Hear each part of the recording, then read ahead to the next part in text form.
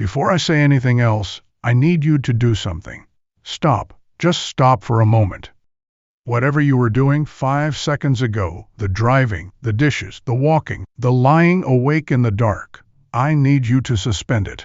I need you to let your shoulders drop. Take one slow breath through your nose and notice something you have almost certainly been ignoring. There is a sound underneath all other sounds. It is not a sound you hear with your ears. It is older than that. It is the hum beneath the hum. It is the thing that was present the day you were born and has not stopped vibrating since. Some people call it the soul. Some call it the higher self. The Sufi poets called it the beloved. Ancient Vedic tradition called it Atman. Quantum physicists, who are finally catching up to the mystics, call it the zero-point field, an invisible ocean of energy upon which all matter floats like so many paper boats. Call it whatever you like. What matters is this: it has been trying to reach you.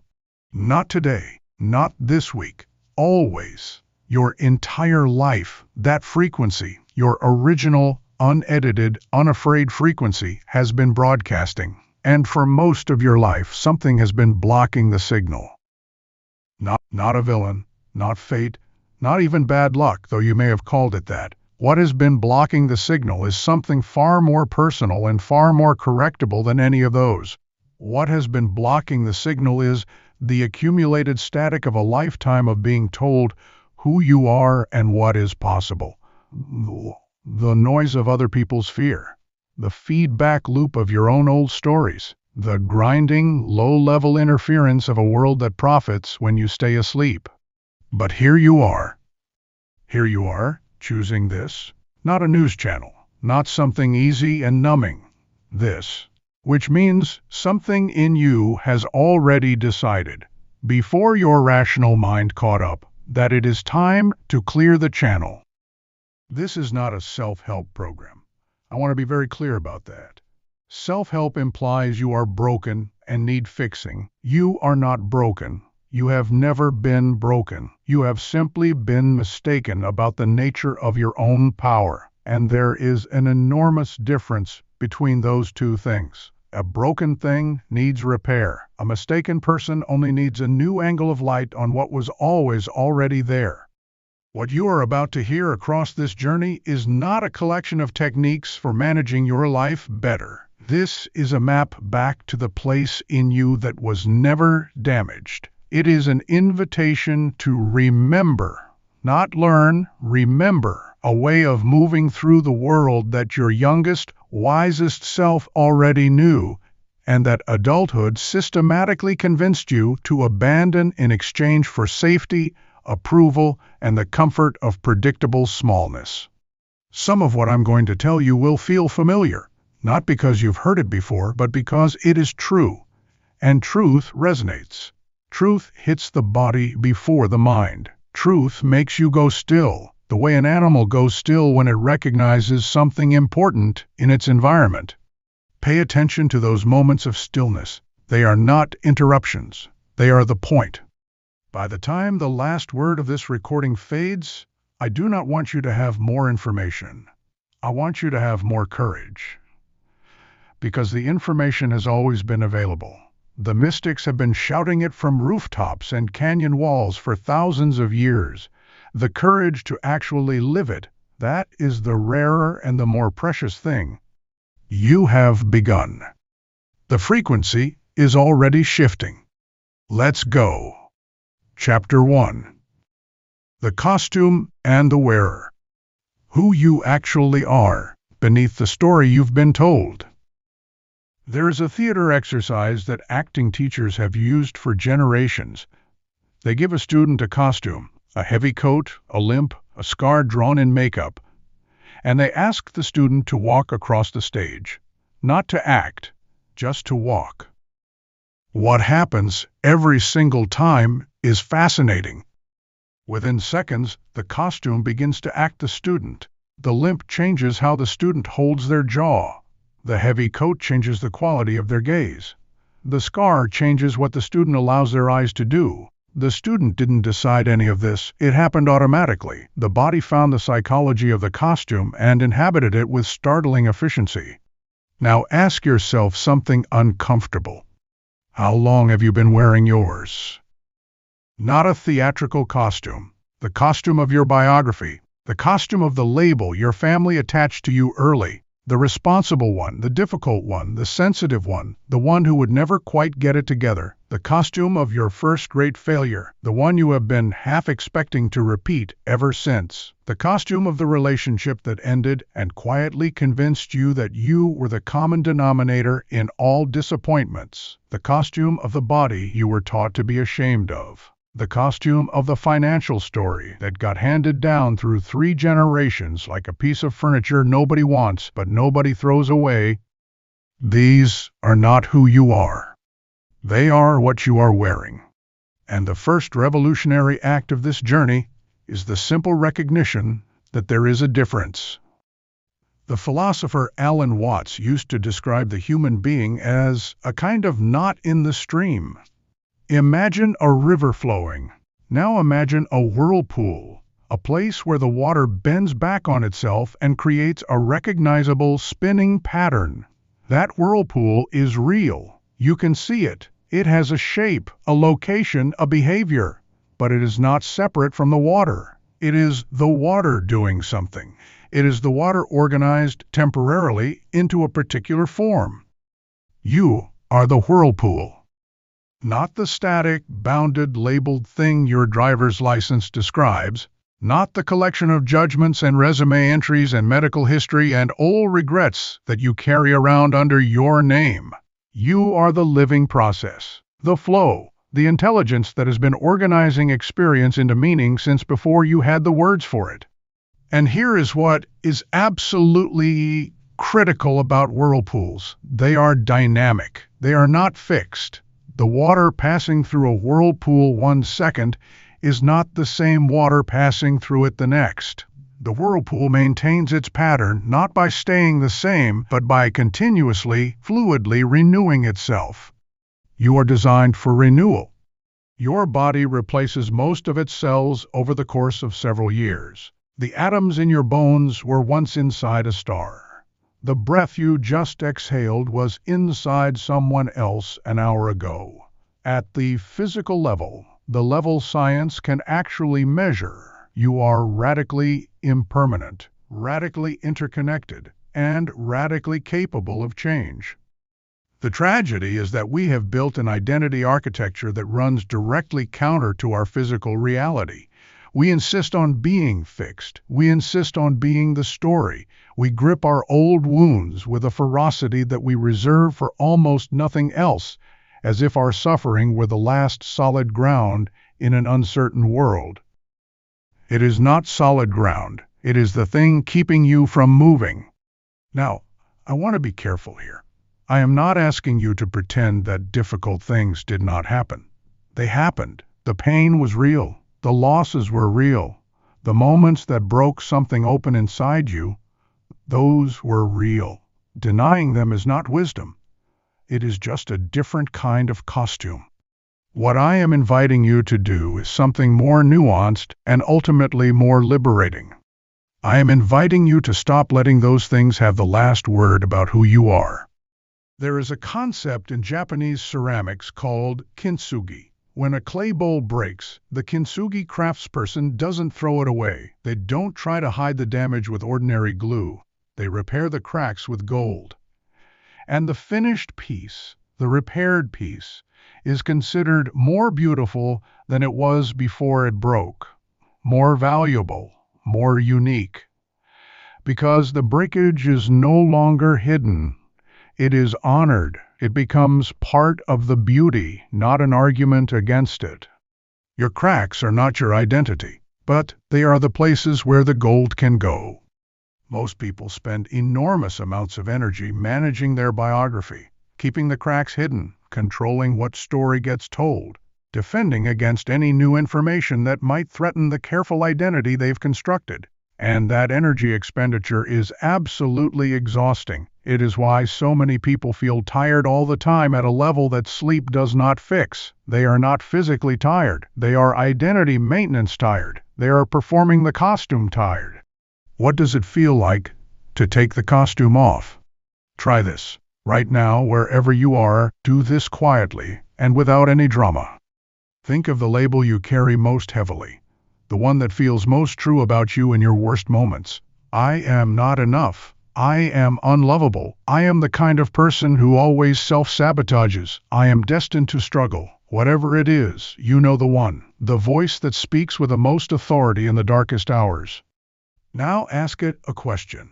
Not to argue with it, not to defeat it. Just ask it with genuine curiosity, as if you were a scientist encountering an interesting specimen. When was the first time you heard this? How old were you? Whose voice was it? Did someone tell you this, or did something happen and you decided it must mean this about you? Sit with what comes. Because here is what almost everyone discovers when they trace the origin of their most imprisoning beliefs. They were formed at an age when they had no ability to evaluate them critically. They were formed by a child who had no other framework, no vocabulary for complexity, no access to a wider perspective.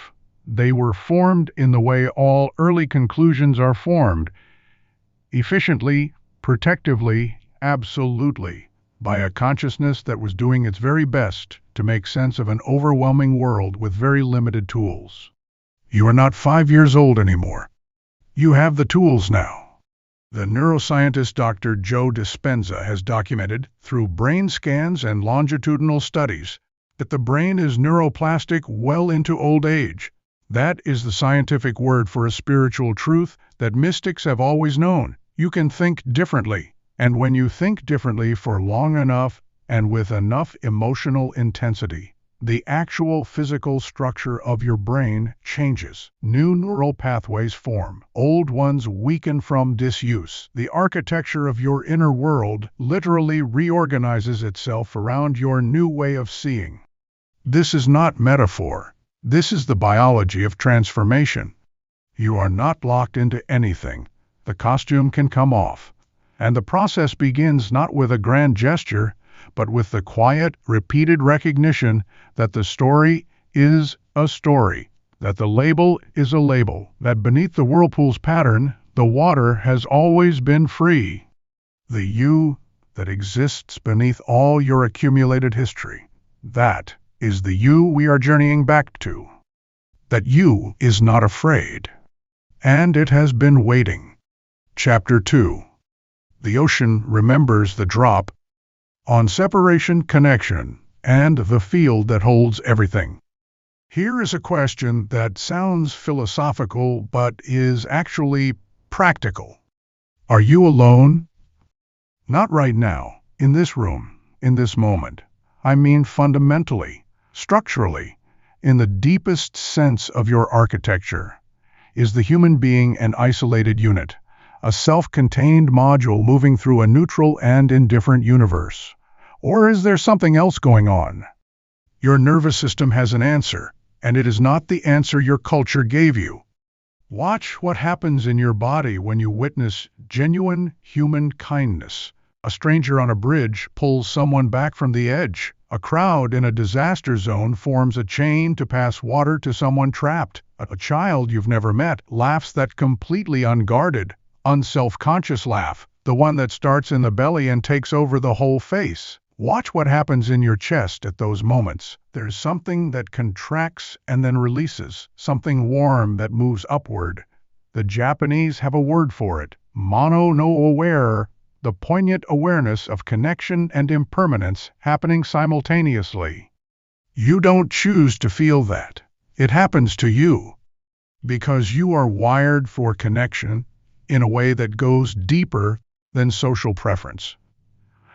You are wired for connection at the cellular and electromagnetic level. And in the last 3 decades, science has been building an increasingly compelling case that the ancient spiritual claim of universal interconnectedness is not poetry, it is physics.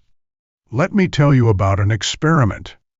In the 1990s, a physicist named Dean Radin conducted a series of experiments with what he called entangled photons. Two photons, particles of light, were emitted together and then separated, sent to detectors positioned far apart from each other. When one photon was influenced, its spin changed by an outside force. The second photon instantaneously changed its spin as well. Not eventually, not after a signal traveled between them. Instantaneously, faster than the speed of light, which, according to Einstein, should be impossible.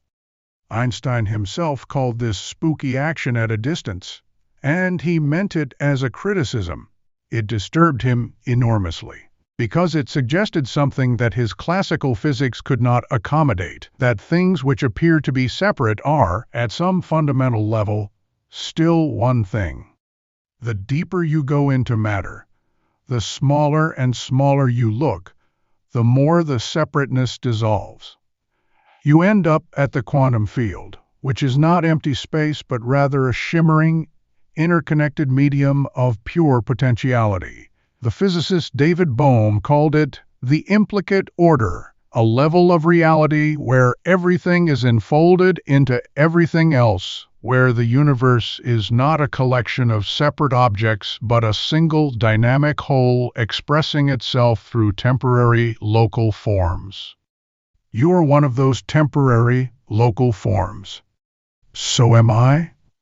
So is the tree outside your window, the stranger who cut you off in traffic this morning, the person you love most in the world, and the one who has caused you the most suffering. All of us, temporary local condensations of the same underlying field, organized into different patterns, playing different roles in the same vast unfolding story. Now, I know what the rational mind does with this information. It says, interesting, very interesting. Now back to my problems. My bank account, my relationships, my anxiety about Tuesday. Because we don't live in the laboratory. We live in the relentless, noisy particularity of a human life, and the intellectual acceptance of universal interconnectedness is a long way from feeling it in your body at 3 a.m. when you are afraid and alone. So let's bring this down to the ground. What does it mean for your daily life that you are not separate? It means that the energy you broadcast through your thoughts, your emotions, your spoken words, your quality of attention, is not contained within the boundaries of your skin. It ripples outward into the field. It affects the people around you in ways that go beyond language and logic. You have experienced this. You have walked into a room and known without being told that something tense had just happened. You have been in the presence of certain people and felt inexplicably lighter, more energized, more alive, and you have been in the presence of others and felt something drain out of you slowly, like air from a tire. That is not imagination. That is field sensitivity. The HeartMath Institute in California, a legitimate, peer-reviewed research organization, has measured the electromagnetic field generated by the human heart and found that it extends several feet beyond the physical body. They have documented that this field is modulated by emotional states, that love, gratitude, and coherence generate a very different electromagnetic signature than fear, resentment, and anxiety. And they have measured what happens to other people's physiological states when they come into proximity with someone whose heart field is in a state of coherent love. Other people's nervous systems respond automatically, below the threshold of conscious awareness. You are, at every moment, a broadcast station. The question is not whether you are transmitting. The question is what you are transmitting. And here is where this gets both deeply personal and deeply empowering. Because if you accept, even provisionally, even as a working hypothesis, that your internal state is not private, that it ripples outward and affects the field around you, then the work of changing your life stops being primarily about external manipulation and starts being about internal transformation. You stop trying to fix the world and start becoming a different kind of signal in it. There is a monk, a Zen teacher, who was asked by a student how to bring peace to the world. The teacher said nothing for a long time. Then he looked at the student and said, "Sit down." The student sat. The teacher pointed to the cushion under the student. He said, "Start there." The peace you want to experience in the world must be generated in the field first.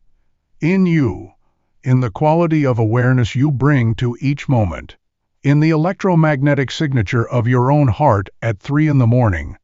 This is not passive, this is not resignation. This is the most active, the most radical, the most structurally transformative thing a human being can do.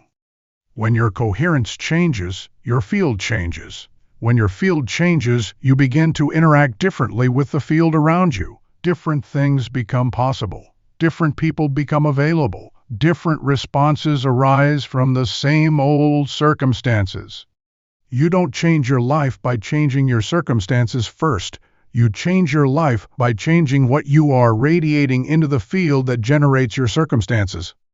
And the extraordinary thing, the thing that makes this not just philosophically interesting but urgently practical, is that you have been unconsciously doing this your entire life. Every one of your outcomes, every relationship pattern, every recurring situation that frustrates or delights you is downstream of what you have been radiating. You didn't know that. Now you do. The ocean never forgot the drop. The field never stopped including you.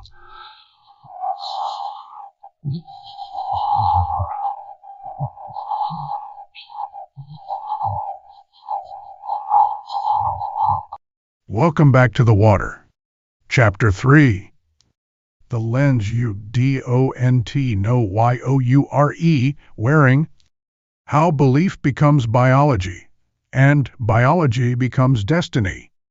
I want to ask you something, and I want you to answer it honestly. What do you believe about money? Not what you think you're supposed to believe. Not the answer that sounds enlightened or sophisticated. What does it feel like in your gut when you hold the word money in your mind? What is the sentence that completes itself automatically? Money is what comes. Dirty? Hard to get? Something other people have? Something I don't deserve? Something that only comes at the cost of something else? Or maybe flowing, available, a tool, energy? Now the same question about love. Love is what completes that sentence in your gut before your thinking mind can curate it. What you just found, those immediate, uncurated completions, those are your operative beliefs. Not the ones you'd write in a journal during an optimistic afternoon, the ones running the background program, the ones that have been generating your reality while you have been busy thinking about your reality. And here's what the biology of belief, a field pioneered most accessibly by Dr. Bruce Lipton, whose work bridges cellular biology and quantum physics, has revealed about those background programs. They are not metaphors. They are instructions. Every cell in your body has thousands of receptor proteins on its surface. These proteins are essentially antennae, perpetually scanning the chemical environment of the bloodstream and adjusting the cell's behavior accordingly. When you feel fear, specific stress hormones flood the bloodstream. The cell's receptor proteins pick up those hormones, and the cell enters a particular mode: protective, defensive, closed, prioritizing survival over growth. Blood is shunted away from the digestive and reproductive systems toward the large muscles. Immune function dips. The higher cognitive functions of the prefrontal cortex go partially offline. All of this happens because of what your mind believed about a situation. The cell does not know the difference between an actual lion running at you in the savannah and a thought about a bill that arrived this morning.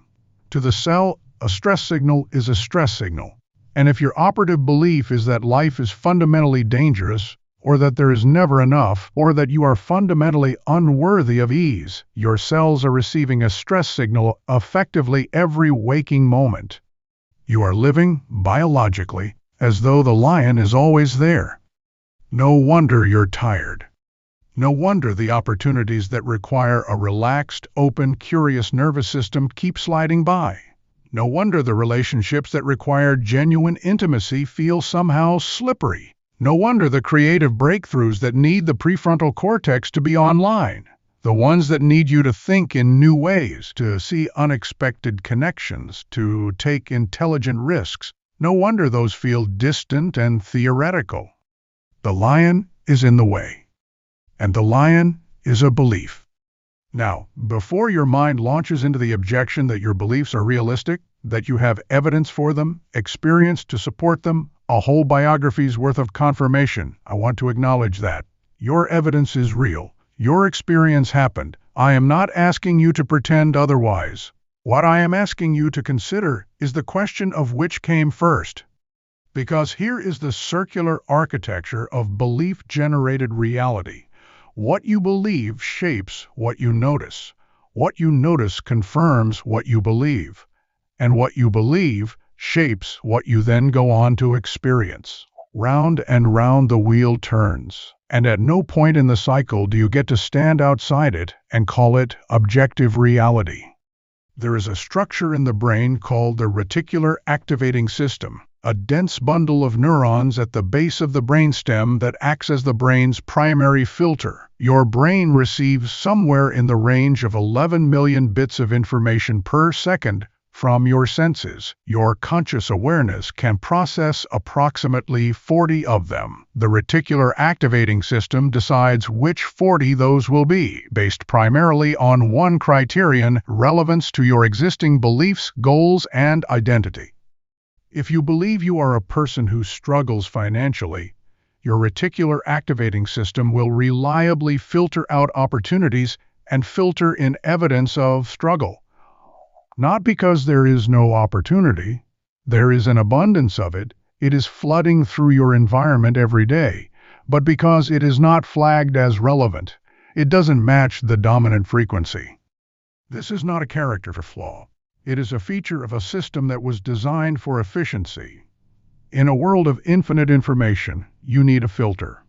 The tragedy is that most people are running their filter on programs installed in childhood by people who were themselves running childhood programs, in a context that no longer exists, for a version of you that has long since grown up. You are driving at speed on a modern highway using a map printed before the roads existed. So how do you change the map? The first and perhaps the most important move is deceptively simple. It is not affirmation, it is not visualization, though those have their place. It is this: you must become willing to be wrong. You must be willing to hold open, with genuine curiosity rather than suppressed terror, the possibility that the story you have been telling about yourself and the world is not the whole truth. Maybe not even mostly the truth. Maybe a story that served a protective function once and has been running on autopilot long past its expiration date. Curiosity is the solvent that dissolves fixed belief. Not argument, not willpower, not positive thinking layered over the old belief like fresh paint over mold. Genuine, open-handed, scientific curiosity. When you notice a belief in operation, and you can learn to notice them, they usually announce themselves with a feeling of tightness, a sense of foregone conclusion. Of course, this is how it is that forecloses inquiry. When you notice one, simply ask, is this absolutely, objectively, provably true? Or is this an interpretation? A pattern? A story about a story? 9 times out of 10, if you look closely, you find a story. And stories, unlike facts, can be rewritten. Here is a practice to take into your week. Choose one belief that limits you. Just one. Write it down. It might be something about money, love, your intelligence, your body, your worthiness, your future. Write the belief as a sentence. I believe that.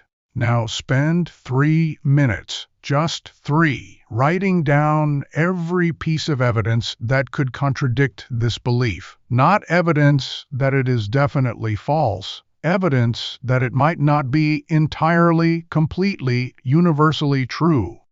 You will be surprised what you find once you start looking in the opposite direction. Because reality has always been providing you with counter-evidence. You just weren't filtering for it. Change the filter. Start filtering for possibility. The lens will change. And when the lens changes, what you see changes. And when what you see changes, what you do changes. And when what you do changes, what you create changes. All of it. From a belief. A belief you chose, whether you knew you were choosing it or not. You are choosing right now. In this moment. In every moment. The question is whether you're doing it consciously. Chapter 4. The Art of the Second Glance. On disruption, transition, and the hidden gift in what falls apart. Have you ever noticed that the most important turning points of your life, the ones that, in retrospect, you would not trade for anything, almost never felt important when they were happening? They usually felt like catastrophe. The relationship that broke you open, the job you lost, or the career that collapsed, the illness that forced you to stop and confront what you'd been running from, the failure that made it impossible to keep pretending, the period of absolute freefall that, viewed from the distance of a few years, you can now see was precisely the thing that needed to happen so that everything else could begin. In the moment, these things do not feel like gifts. They feel like attacks. And that response is completely understandable. We are wired to experience disruption as threat. The amygdala, that almond-shaped cluster of neurons in the brain's limbic system that has been keeping our species alive since before we were a species, cannot distinguish between a disruption that threatens your physical survival and a disruption that threatens the particular story you've been living inside. Both register as danger. Both activate the same cascade of neurochemical crisis response. But the amygdala is a short-game player. It is extraordinarily good at keeping you alive right now, and extraordinarily bad at evaluating what might be necessary for you to actually live in the fuller sense of that word. For the long game, you need a different faculty. You need what many mystical traditions call the witness, the part of you that can observe the disruption without being completely consumed by it, the part that can hold, even in the middle of the storm, the possibility that it is not only a storm, that it is also a clearing. The word crisis in Chinese is famously composed of two characters, one meaning danger, one meaning opportunity. I know this is repeated often enough to feel like a cliché, but it became a cliché precisely because it is true, and it is worth sitting with rather than skating past on the slick surface of familiarity. Every crisis is genuinely both, simultaneously. Not eventually, not after the danger resolves. Simultaneously, the danger is real, and the opportunity is also real. Both exist in the same moment. The only variable is which one you have the capacity to see. In the natural world, fire in a forest is not simply destruction. For certain trees, the giant sequoia for instance, fire is a reproductive necessity. Sequoia cones are sealed shut by a resinous bond. Only the intense heat of fire melts that bond and allows the cone to open and release its seeds. The very thing that looks like the forest's ending is the condition required for its most fundamental propagation. You are not separate from nature. You are nature, doing what nature always does with sufficient heat, opening. Now, I want to be practical about this because there is a version of this teaching that is cheap and cruel. There is a spiritual bypassing that says everything happens for a reason and therefore you should feel good about your pain. I am not saying that. Some things that happen are genuinely terrible. Some losses are genuinely devastating. The acknowledgement of that is not weakness. It is accuracy. What I am saying is different. I am saying that within the terrible thing, if you can develop the capacity to look for it, not immediately, not by force, but with patience and willingness, there is almost always a seed of necessary information, a door that has opened because the door you were using has closed, a question that is only available because the old answer has been taken away. Joseph Campbell, who spent his life mapping the deep structures of myth, across every culture in recorded human history, identified a pattern he called the hero's journey.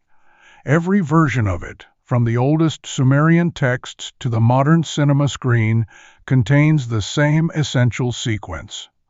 The hero is living in ordinary life. Then something disrupts it. There is a call to adventure. The hero resists, always resists, and then crosses a threshold into the unknown. The journey is difficult, often terrifying. There are trials. There is a moment of deepest darkness. And then, and this is the part our culture most consistently fails to teach, there is a return transformed, a return carrying something back for the community that could not have been found without the journey. Your life is that story.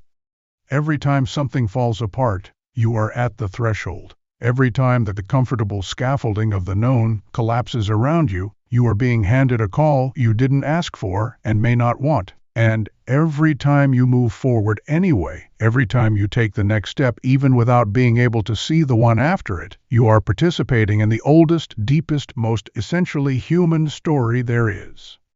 You are not the first person to stand in the ruin of what you planned. You are the latest in a line of people so long it disappears over the horizon. And almost all of them, the ones who made it through, say the same thing. They say they wouldn't go back, not because the pain wasn't real, but because on the other side of the fire they met something in themselves they didn't know was there. Some capacity for resilience, for creativity, for tenderness, for courage that the comfortable life would never have demanded and therefore never have revealed. Here is something to practice during disruption. When something falls apart, before moving into problem-solving mode, before the call to the lawyer, the update of the resume, the damage control spiral, take 60 seconds and ask 2 questions. First, what does this ending make possible that the continuation would have made impossible? Second, what have I been knowing that I was not willing to say out loud, that this has now made undeniable? Sit with those questions. Let them do their work in the dark. The answers will come, not always immediately. Sometimes they arrive days later, while you are standing in the shower or watching the sky change color at dusk. But they come. Because the disruption is not random. It is the field making room. The universe is an extraordinary economist. It does not remove without a reason. It does not close without opening. It does not ask you to let go of something unless it has already arranged for something else. Your job in the falling is not to understand. Your job is to trust the design intelligence of the fall itself. And to keep breathing. And to remember, even when it is very hard to remember, that the fire and the opening are the same event. The cone only opens in the heat. Chapter 5. The Open Hand. On wanting, clinging, and the paradox of receiving. Close your hand into a fist right now, all the way, as tight as you can. Notice what is inside it. Nothing. Or if you were holding something when I said that, let's say a pen, a phone, you are now holding it immobile, gripped, unable to use it properly, unable to put it down without effort. Your hand is occupied. Now open your hand, fully open, palm up. Notice what is possible now. You can receive, you can give. You can hold something gently without imprisoning it. You can release without drama. The hand is functional. The hand is available. This is the entire teaching about desire, attachment, and manifestation. In your fist. The greatest misunderstanding about the so-called law of attraction, the popular framing of the ancient principle that like draws like, that what you embody you magnetize, the greatest misunderstanding is that it requires a kind of ferocious wanting, a white-knuckled, vision-board and affirmation wanting, the belief that if you want hard enough and long enough, the universe will eventually give in and deliver. This is the fist. And the fist does not receive. The Tao Te Ching, written by Lao Tzu somewhere around the 6th century BCE, contains a line that has been translated many ways but means, roughly, this: yield and overcome, empty and be filled.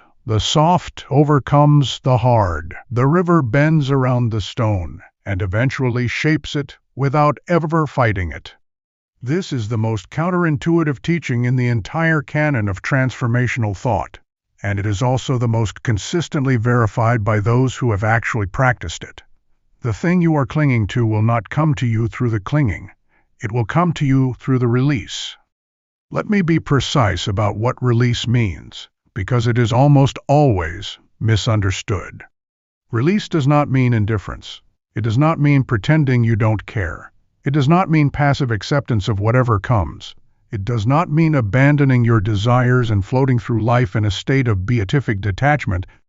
Release means this: you hold the desire, and you hold it lightly. You know what you want.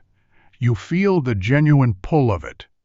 You take intelligent, inspired action toward it. And then, and this is the move, you release your grip on the specific form and timing of how it arrives. You care about the destination. You release control of the route. This is not a passive act. It is an extraordinarily active surrender. It requires a trust in the intelligence of the field that our control-oriented minds find genuinely uncomfortable. Because our minds want to know the route, want to verify and check and re-verify, want to be in the driver's seat even when they don't know the way.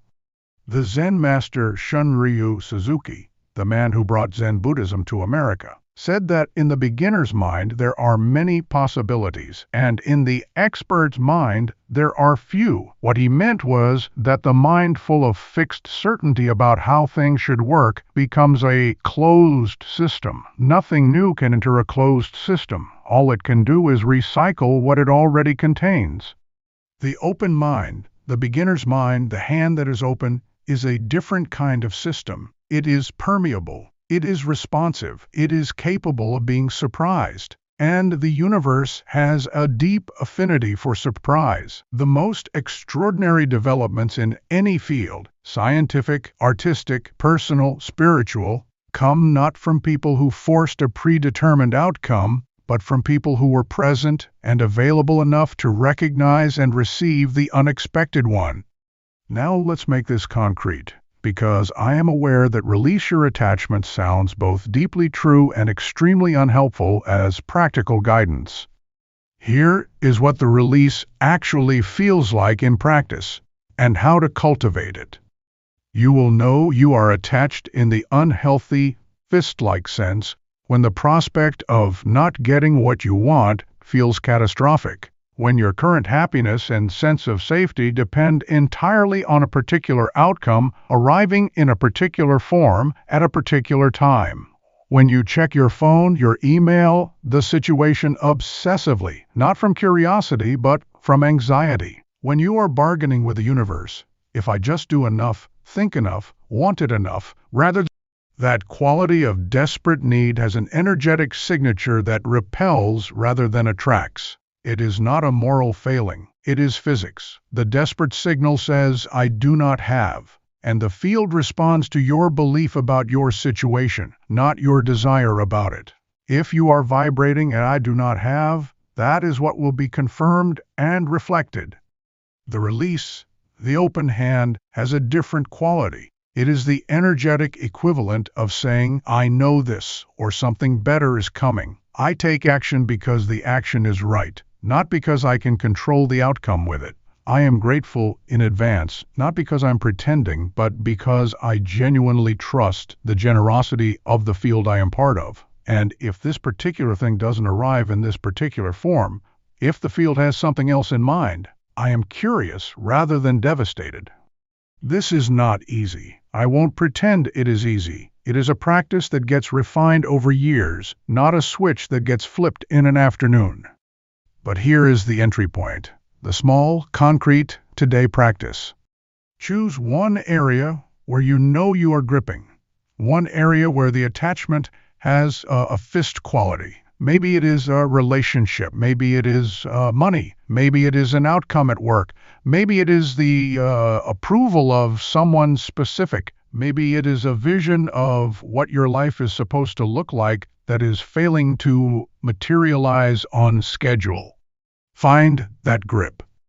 Now write this, and mean it as much as you can. I release my attachment to how this arrives and when. I hold the essence of what I want, the feeling of it, the quality of it, and I release the form. I trust the intelligence of the field to find its way.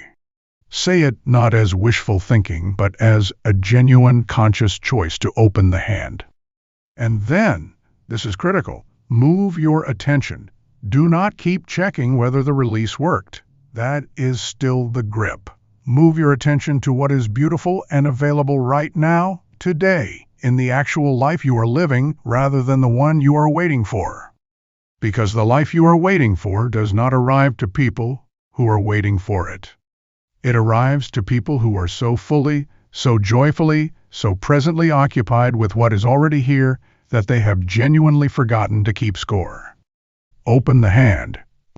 Let what is ready to come in find its way through the opening. Chapter 6. The fire that needs no wood. On purpose, aliveness, and the clue you've been ignoring. There is a question that will make most people deeply uncomfortable if they sit with it honestly. When were you last truly alive?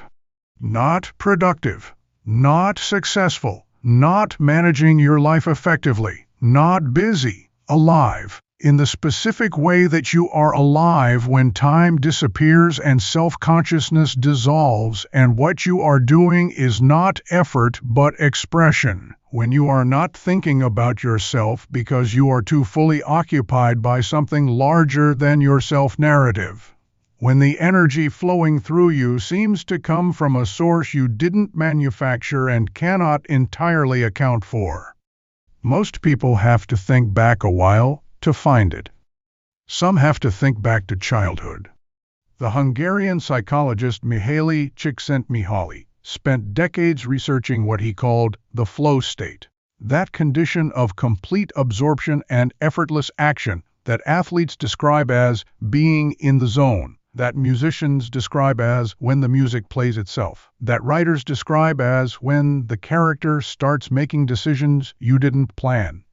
He interviewed thousands of people across dozens of cultures and professions and discovered something extraordinary. The flow state, despite occurring in wildly different contexts, always had the same essential architecture. It required a task at the edge of your current ability, challenging enough to require full engagement, not so overwhelming as to produce paralysis. It required intrinsic motivation, doing it for its own sake, not for external reward. And it produced, consistently, a quality of experience that his research subjects described as among the best moments of their lives. Not the most comfortable, the most alive. Here is what this means for your purpose. Your purpose is not a destination. It is not a job title or a 5-year plan or a mission statement. Your purpose is a quality of engagement. It is the kind of aliveness that certain activities, and usually only certain activities, reliably produce in you. And the remarkable thing about it is that it is, in a very real sense, already completely available to you. It is not something you need to build from scratch. It is something you need to re-recognize. Because you already know what it feels like when it is present. And you already know, however much you might have rationalized the arrangement, what it feels like when it is absent. The word enthusiasm contains inside it the Greek roots en theos, in God, or the God within. The ancients understood that genuine enthusiasm is not a personality trait. It is not optimism or positivity or a good mood. It is the sense of being moved by something that is larger than your personal preferences. It is the feeling of the current through you rather than being generated by you. Enthusiasm in this sense is a signal, not of what you're good at, though often there's an overlap, not of what is practical or profitable, though those things can follow. It is a signal of where the soul is directing energy, of where your particular version of life force is concentrated and wanting to flow. And here is the thing about that signal: it has been available to you all along. You have felt it at certain moments, perhaps fleetingly, perhaps in circumstances you dismissed as impractical or too peripheral to count, and then filed it away under the heading nice but not relevant. I want to challenge that filing. The clue to your purpose is almost never found in the impressive parts of your biography. It is almost never the credential, the accolade, the career achievement. It is almost always found in the small, peripheral, supposedly irrelevant moments when you forgot to be strategic and simply did something because you could not help doing it. The Saturday morning when you lost 4 hours helping a friend untangle a complicated situation in their life and emerged feeling more energized than when you started. The time you stayed up until 2 in the morning reading about a subject that had no immediate practical application just because you couldn't stop. The moment in the conversation when you said something and watched the other person's face change, watched understanding or relief or new possibility move across it, and felt a satisfaction that went deeper than pride. Those moments, those quiet, overlooked, supposedly irrelevant moments, that is your signal. Now, the mind will immediately introduce resistance at this point. It will say, that's fine for a hobby, but you can't build a life on it. It will say, someone else already does that better. It will say, I'm too old, too young, too late, too early, too much of something, not enough of something else. It will construct an entirely plausible, internally consistent argument for why the thing that makes you most alive is the thing you should continue to treat as a peripheral hobby rather than the organizing principle of your existence. Notice that the mind always constructs this argument with a tone of protectiveness. It will sound like reason. It will sound like wisdom. It will sound like pragmatism. But listen closely. Beneath the reasonableness of the argument, there is a sound. It is fear. Not the fear of failure, though that is often the surface presentation. It is the deeper fear of visibility, of genuine exposure, of being seen wanting something so much and risking being seen, not getting it, of betting on the thing that matters most to you and having it not work out. Because you can survive the failure of something you didn't fully commit to. You can rationalize it away. I wasn't really trying. You can protect yourself from the full force of the disappointment. But if you go all in on the thing that is most essentially yours, the thing that corresponds most precisely to your original design, and it doesn't work, there is nowhere left to hide. The disappointment has your real name on it.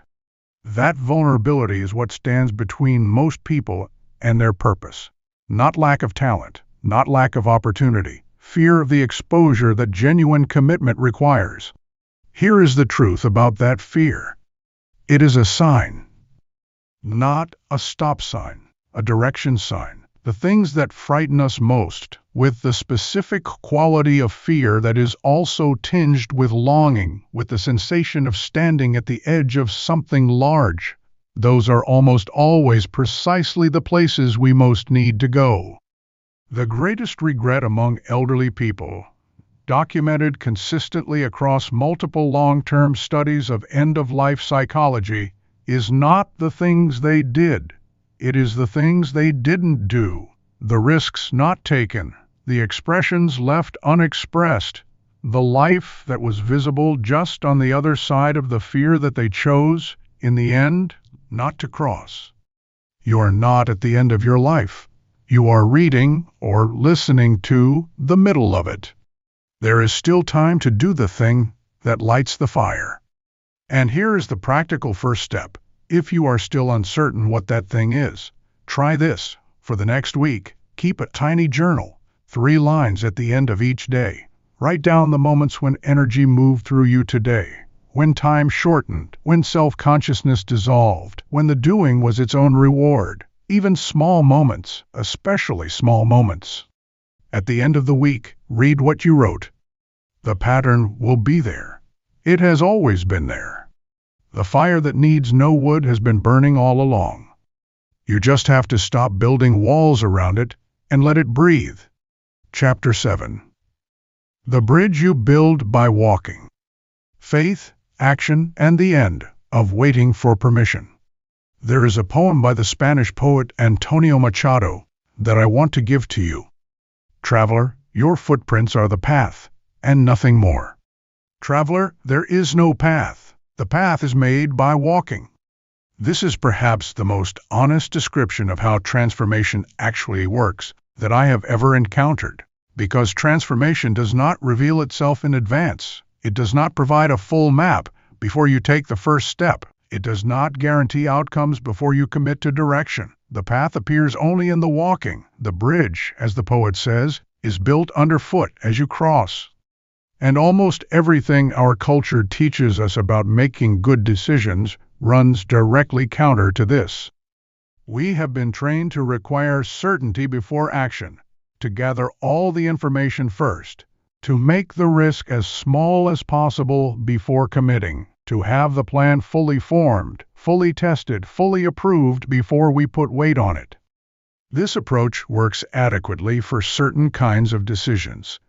It works terribly for the decisions that matter most.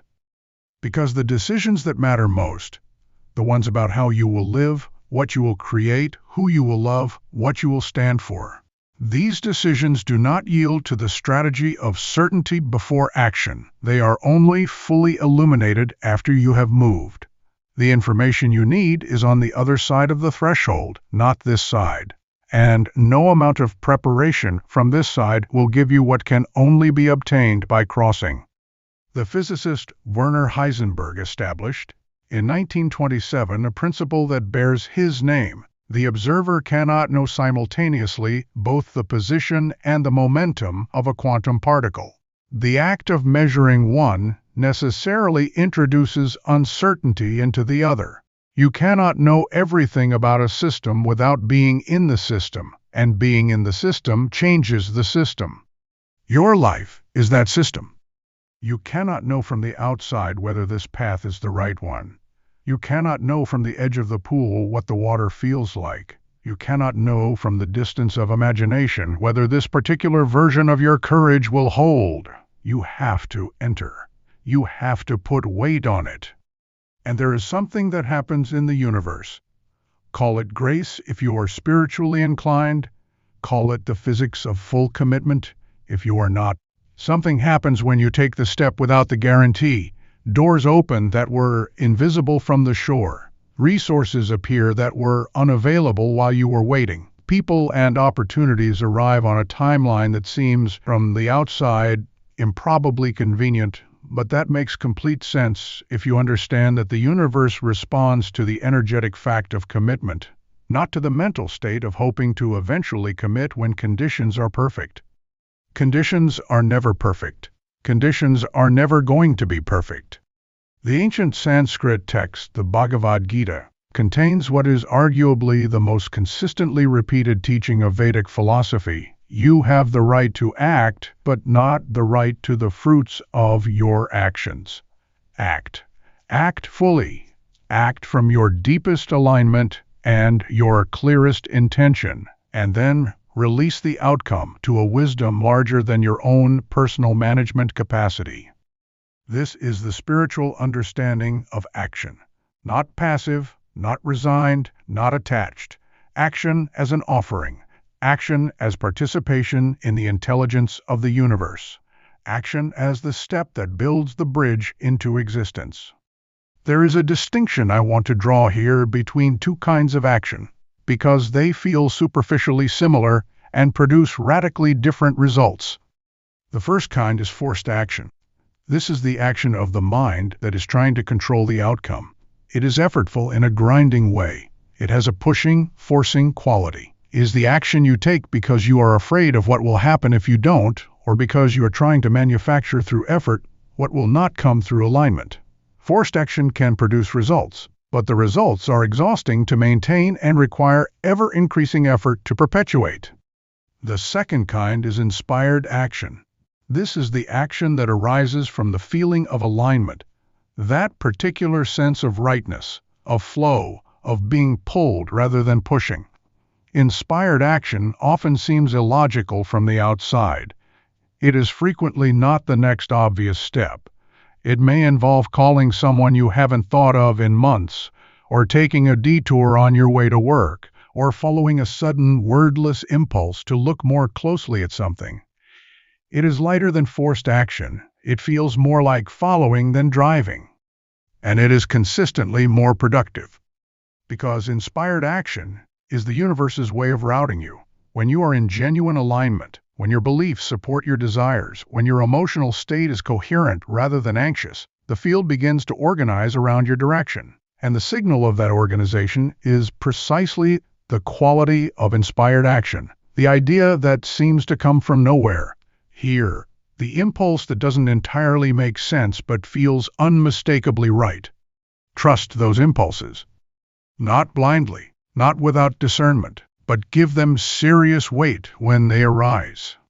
Here is the test for whether an action is forced or inspired. Ask yourself, am I doing this because I can't stand not doing it, or because I can't stand the discomfort of not doing it?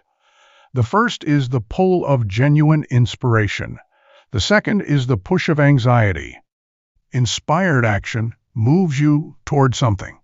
Forced action moves you away from a fear. The direction is different even if the action looks the same from the outside. Now let's talk about the moment, just before the step. The moment when the bridge is not yet built and you can feel the weight of the choice and the entire gravitational pull of the known, the familiar. The comfortable, even though it's hurting you, is resisting the step forward. You will know this moment. You have been in it before. What makes the difference in that moment is not courage in the heroic cinematic sense. It is not the absence of fear. The absence of fear is not available in that moment, and waiting for it is waiting forever. What makes the difference is this: a single, complete, fully committed step. Not the full path. Not even the step after this one. Just this one. The foot leaves the ground and extends into the air, and trusts the bridge to appear underneath it. The first step is the act of faith. Everything after it is the consequence of having taken it. The bridge is made by walking. Start walking. Chapter 8. The curriculum of the difficult. What relationships are actually teaching you. I want to say something about love that may surprise you. The purpose of your relationships is not your happiness. I know. That sounds either cynical or cruel, depending on where you are in your life right now. But stay with me for a moment, because the full statement is this: the primary purpose of your relationships is not your happiness, and yet they are the greatest available source of your growth. And genuine growth, the kind that takes you somewhere real, is a more durable, more sustaining, more fully alive condition than happiness.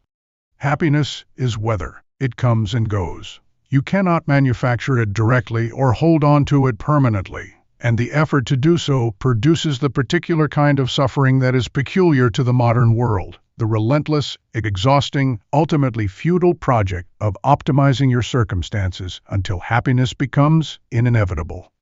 But growth, genuine expansion of your capacity to love, to understand, to be present, to bear what needs to be borne, and release what needs to be released, that is not weather. That is a deepening of the ground you stand on. And that kind of depth holds you even in the storms. And where's that growth most reliably, most efficiently, most mercilessly occur? The fact that you are here, that you made it through all of this, all these hours, all this invitation to look at yourself and your patterns and your possible other life, that fact says something. It says that the part of you that is not content with the small version of the story is strong. Stronger than you may have been giving it credit for. Strong enough to choose this when it could have chosen something much easier and more immediately gratifying. That part of you is the frequency I have been talking about the entire time. That part of you is not broken. That part of you has never been broken. It has been patient and persistent and surprisingly durable through everything you have been through. It found its way here. Through all the noise and the static and the competing demands, it located this. That is not a small thing. The you that was here at the beginning of this recording is not the same as the you that is here at the end. Not dramatically changed. That is not how real change works. But moved, oriented differently, carrying some questions it didn't have before, and some answers it was already carrying but is now a little more willing to trust. That is enough to begin with.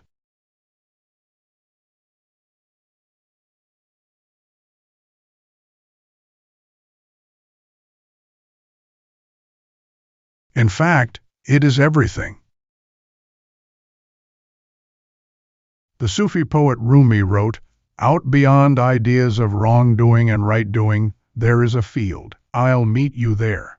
That field is not far away. That field is not somewhere you have to travel to arrive. That field is what you are made of, what you have always been made of, what will remain when every costume and every label and every story has been set down. I'll meet you there. I'll meet you in the quiet underneath the noise. In the frequency that was yours, before anyone told you what your frequency was supposed to be? In the still small voice that has been speaking your name since before you had a name. It is speaking right now. You know how to listen. Go.